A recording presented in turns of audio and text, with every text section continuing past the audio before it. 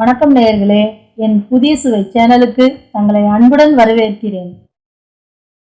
என் புதிய சுவை சேனலில் நாம் இன்றைக்கி பார்க்க போகிற ரெசிபி காய்கறி கோதுமை அடை. இந்த அடை உடம்புக்கு ரொம்ப ஹெல்த்தியானது, அதே நேரத்தில் சாப்பிட்றதுக்கும் ரொம்ப டேஸ்ட்டாக இருக்குங்க. இந்த அடை எப்படி செய்யுதுன்னு பார்க்கலாம் வாங்க.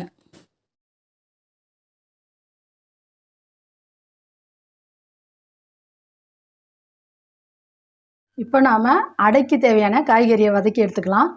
வானல் சூடானதும் தேவையான அளவுக்கு எண்ணெய் ஊற்றிப்போம்.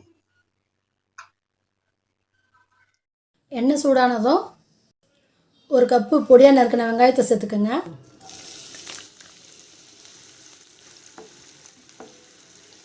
வெங்காயம் ஓரளவு வதங்கினதும் ஒரு அரை ஸ்பூன் இஞ்சி பூண்டு விழுத சேர்த்துக்குங்க. இஞ்சி பூண்டை லைட்டாக வதக்கினதும் ஒரு கப்பு துருவின கேரட்டை சேர்த்துக்குங்க. இப்போ இதில் ஒரு 1.5 கப் அளவுக்கு பொடியாக நறுக்கின கோஸை சேர்த்துப்போம். கோஸை அடைக்கி கொஞ்சம் அதிகமாக சேர்த்துக்கோங்க, நல்லாயிருக்கும். இது கூடவே அரை கப்பு ஸ்வீட் கார்னை சேர்த்துக்கோங்க. ஒரு 4 கருவேப்பிலை தடியை கிள்ளி சேர்த்துக்கோங்க. அரை ஸ்பூன் ஜீரகம், ஒரு 1/4 ஸ்பூனுக்கு மஞ்சப்பொடி, ஒரு அரை ஸ்பூனுக்கு மிளகாய்த்தூள், 1/4 ஸ்பூனுக்கு கரம் மசாலா தூள், அடைக்கு தேவையான அளவுக்கு உப்பு. இப்போ இது எல்லாத்தையும் சேர்த்து நல்லா 1 நிமிஷத்துக்கு நல்லா வதக்கி விடுங்க. இப்போ இது எல்லாத்தையும் சேர்த்து 1 நிமிஷத்துக்கு நல்லா வதக்கி விட்டதுக்கப்புறம் நம்ம என்ன பண்ணலாம், ஸ்டவ்வை ஆஃப் பண்ணிவிடுவோம். ஸ்டவ்வை ஆஃப் பண்ணிவிட்டு ஒரு அரை கப்பு போல் தேங்காய் துருவல் எடுத்து வச்சுருக்கேன், அதை இதில் சேர்த்துப்போம். நல்லா ஒரு அரை கைப்பிடிக்கு புதினா தழை, ஒரு 1/4 கப்பு போல் கொத்தமல்லி தழை, ஒரு 2 சிட்டிகை ஓமம், ஒரு சிட்டிகை போல் பெருங்காயத்தூளை சேர்த்துக்கோங்க. போட்டுட்டு இந்த வானல் சூட்லேயே இதை ஒரு முறை நல்லா வதக்கி விட்டுக்குங்க. நமக்கு புதினா கொத்தமல்லி இதோட ஃப்ளேவர்லாம் நல்லா கிடைக்கணுன்னா ஃபுல்லாக போட்டு வதக்கக்கூடாது, லைட்டாக வதக்கிட்டு தான் நம்ம செய்யணும். அது இல்லாமல் அடை செய்கிறதா இருந்தாலும் சப்பாத்தி தோசை எது செஞ்சாலுங்க இந்த மாதிரி அப்படியே பச்சையாக காய்கறிங்களை போட்டு நம்ம செய்கிறத விட இந்த மாதிரி வதக்கிட்டு நம்ம போட்டு செஞ்சோம்னா அதனுடைய டேஸ்ட்டும் நல்லாயிருக்கும், வாசனையும் நல்லா இருக்குங்க. இப்போ காய்கறியில் இருக்க சூடு நல்லா ஆறிடுச்சு. நம்ம அடைக்கி 1 கப்பு கோதுமை மாவு எடுத்து வச்சுருக்கேன், அதை இதில் சேர்த்துக்கலாம். 1 கப்பு கோதுமை மாவுக்கு அரை கப்பு கடலை மாவு. இப்போ இது எல்லாத்தையும் சேர்த்து நல்லா பிசைஞ்சிக்கோங்க. இப்போ கொஞ்சம் கொஞ்சமாக தண்ணி தெளித்து பிசைவோம்.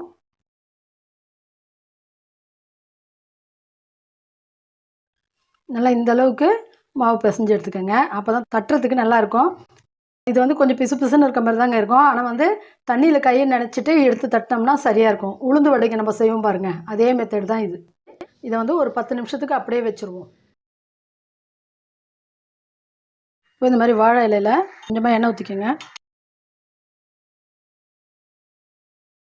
நல்லா இந்த அளவுக்கு உருண்டை எடுத்துக்கிட்டு கையை தண்ணியில் நினச்சிட்டு ரொம்ப மெலிசும் இல்லாமல் ரொம்ப தடிமும் இல்லாத அளவுக்கு தட்டிக்கோங்க. அப்படி உங்களுக்கு ஒட்டுற மாதிரி இருந்துச்சுன்னா கையை அப்படி நினச்சிட்டு திருப்பி அப்படி தட்டுங்க, ஒட்டவே ஒட்டாது கையில். அதேமாதிரி வாழை இலையிலையும் ஃபஸ்ட்டு டைமில் எண்ணெய் தடவினீங்கனாலே போதும், அதுக்கப்புறம் எண்ணெய் தடவ வேண்டிய அவசியம் இல்லை. நீங்கள் பண்ண அப்புறம் தட்டி சுட்டுகிட்டே இருக்கலாம்.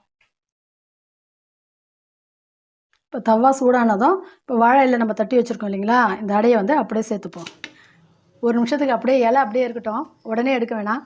1 நிமிஷம் ஆனோன்னா வாழை இலையை அப்படியே எடுத்துருங்க. இப்போ அடையை சுற்றி எண்ணெய் ஊற்றிப்போம்.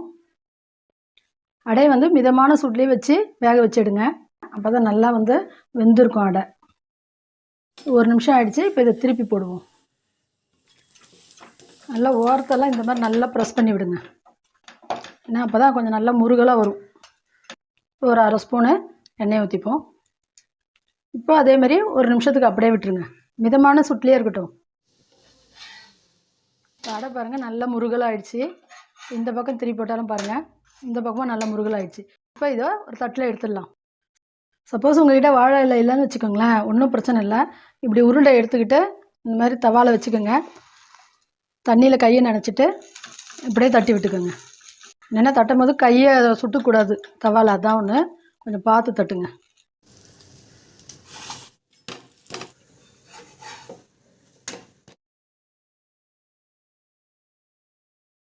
இப்போ நம்மளுடைய காய்கறி கோதுமை அடை ரெடி ஆயிடுச்சுங்க. இது பாருங்கள், இது எந்த அளவுக்கு சாஃப்டாக இருக்குன்னு. இந்த மாவையை நாம் வந்து கெட்டியாக பிசைஞ்சு சப்பாத்தியாக கூட போடலாங்க. ஆனால் அதை விட நாம் இந்த மாதிரி செய்யும்போது சுலபமாகவும் இருக்கும், நல்லா டேஸ்ட்டாகவும் இருக்குங்க. இதுக்கு சைட் டிஷ்ஷாக பார்த்தீங்கன்னா கிரீன் சட்னி, தக்காளி சட்னி, தேங்காய் சட்னி இதெல்லாம் தொட்டு சாப்பிட்டுன்னு வச்சுக்கோங்களேன், ரொம்ப அட்டகாசமாக இருக்கும். இது வீட்டில் நீங்கள் ட்ரை பண்ணி பாருங்கள். இந்த டேஸ்ட் உங்களுக்கு பிடிச்சிருந்தா மறக்காமல் கமெண்ட்ஸில் தெரியப்படுத்துங்க. இது மாதிரி வேறு ஒரு நல்ல ரெசிபியோடு நம்ம அடுத்த வீடியோவில் சந்திக்கலாம்.